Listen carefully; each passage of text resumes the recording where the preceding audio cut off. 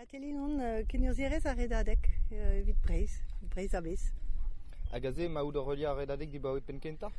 Ya, Eulia, Ozan, kenurzian, peptra, non pas peptra, met kalz a drao ya.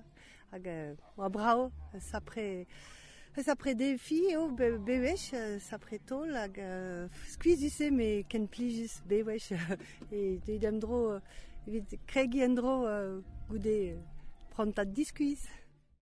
Ped ma or e barskipai an aozadur. Hed an daouvla kenta? Daouvla? Ja, daouvla.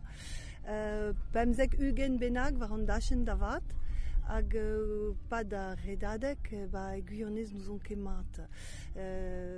Dek den evit pep skipai, hag ugen pe pem van ugen kentor skipai, evit pep loden, he dija kalzatut.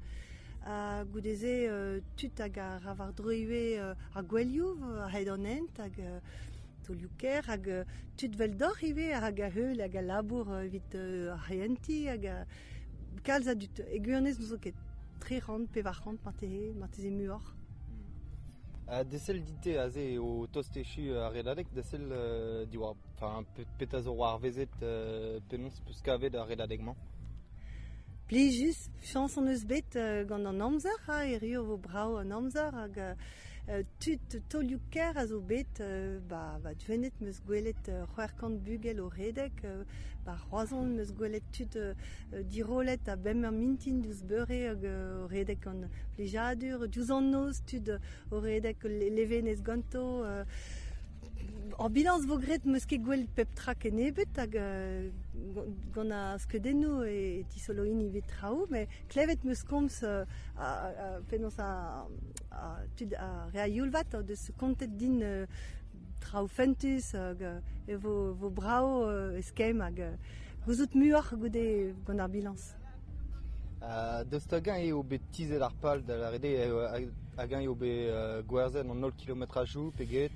Alors, zezo, nous on ket eguyonez daou devez so e oa gwerzet pep trak pe kazi tost, met penaos oan souezet pe gwer e chome pikou gwer, neus goulenet digan Fabrice hag a ravar dro a lerien de rel orsel, diskenet eo a dol trum niveren a kilometrou de he, eguyonez nous on kemat, red vo gwerrie kat pep trak a hantou a vo gret da ben bizmez even. Damson, dija, nim ke pel eus ar pal, forz penaos mil pemkan e oa an pal, nim ke pel, hag a fet disor, gwelet voe vez ar dispignoù, ive, an dispign an eus bet.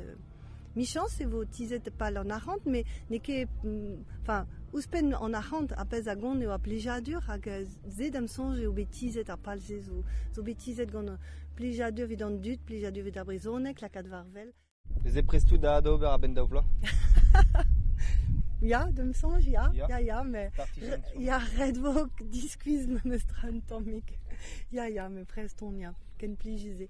Hag mat ve fe ive brasat ar skipai a vicher ve fe kefal ive de gaout, hag sur a war e prederion an stumse.